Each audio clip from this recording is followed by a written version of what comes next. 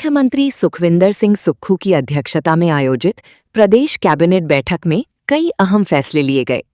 Cabinet मंत्री हर्षवर्धन चौहान ने बैठक के निर्णयों की जानकारी देते हुए बताया कि सरकार ने रोजगार, स्वास्थ्य, कृषि और प्रशासनिक व्यवस्था से जुड़े महत्वपूर्ण फैसलों को मंजूरी दी है। बैठक में विभिन्न विभागों में कुल 1550 पद भरने को स्वीकृति दी गई। इनमें पुलिस विभाग में 1000 जवानों की भर्ती की जाएगी, जिनमें 30% पद महिलाओं के लिए आरक्षित होंगे। वहीं फायर विभाग में असिस्टेंट फायर गार्ड के 500 पद भरने का निर्णय लिया गया है। सरकार ने होम स्टे संचालकों को राहत देते हुए फायर विभाग से एनओसी लेने की अनिवार्यता समाप्त कर दी है। स्वास्थ्य क्षेत्र में भी बड़ा फैसला लेते हुए टांडा और आईजीएमसी को छोड़कर अन्य 4 मेडिकल कॉलेजों में फैकल्टी की कमी दूर करने के लिए सेवानिवृत्त मेडिकल प्रोफेसरों को दोबारा नियुक्त किया जाएगा। इन प्रोफेसरों को 2.5 लाख रुपए मासिक वेतन मिलेगा, जबकि रेडियोलॉजी विभाग में नियुक्त विशेषज्ञों को 3 लाख रुपए तक वेतन दिया जाएगा। ग्रामीण अर्थव्यवस्था को मजबूत करने के लिए सरकार ने फसलों की न्यूनतम समर्थन मूल्य यानी एमएसपी में बढ़ोतरी की घोषणा की है। गेहूं का एमएसपी 60 से बढ़ाकर 80 रुपए, मक्की का 40 से 50 रुपए, जौ का 60 से 80 रुपए और हल्दी का एमएसपी 90 से बढ़ाकर 150 रुपए कर दिया गया है। इसके अलावा अदरक को 30 रुपए प्रति किलो एमएसपी पर खरीदने का निर्णय लिया गया है, जिसके लिए विभिन्न जिलों में खरीद केंद्र खोले जाएंगे।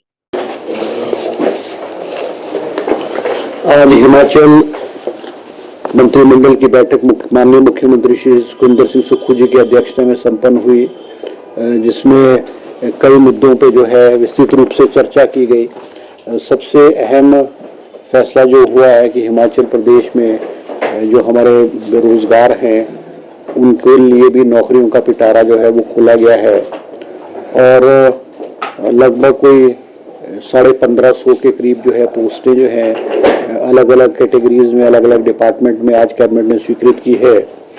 जिनमें सबसे ज़्यादा जो क्रिएट की है वो 1000 पोस्ट जो है पुलिस कांस्टेबल्स की जो है वो सैंक्शन की गई है और इसमें से जो है 30% जो है वो महिलाओं के लिए जो रिजर्व है।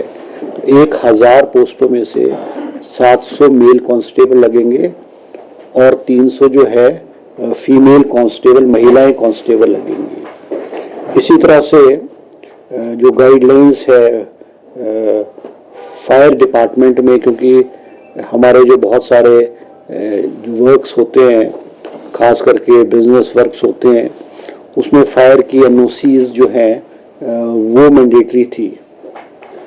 मुख्यमंत्री जी से जो है हमारे जो होम स्टे के लोग हैं वो समय समय में मिलते थे और उन्होंने जो फायर के जो पैरामीटर्स थे बहुत टफ थे, उनको आज अलग अलग कैटेगरीज के लिए खास करके अर्बन एरियाज में उनको आज लिबरलाइज किया गया है।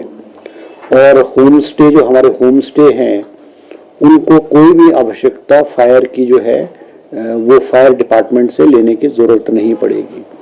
ये बात ठीक है कि जो होम स्टेज को जो प्रिकॉशनरी के रूप में फायर एक्सटिंग्विशर्स हैं या और छोटे मोटे जो इक्विपमेंट्स हैं वो अपने होम स्टे में इंस्टॉल करने पड़ेंगे और उसकी मॉनिटरिंग जो है वो टूरिज्म डिपार्टमेंट ही करेगा।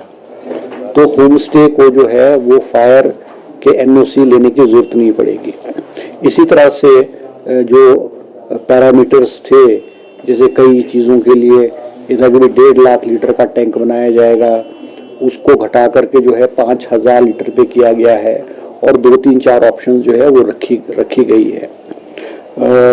इसके साथ जो है हमारे जो शिमला में जो है एक वर्ल्ड बैंक की जो प्रोजेक्ट टीम वो पीने के पानी की स्कीम चली है, उसके तहत जो है कुछ एसेट्स जो म्यूनसिपल कॉरपोरेशन शिमला और पीडब्ल्यूडी के थे उसको अर्बन डेवलपमेंट डिपार्टमेंट को ट्रांसफ़र कर दिए गए हैं, ताकि ये स्कीम की मॉनिटरिंग जो है या इम्प्लीमेंटेशन है और संचालन जो है वो हमारे जो शिमला जल प्रबंधक निगम जो है उसके माध्यम से ही होगा।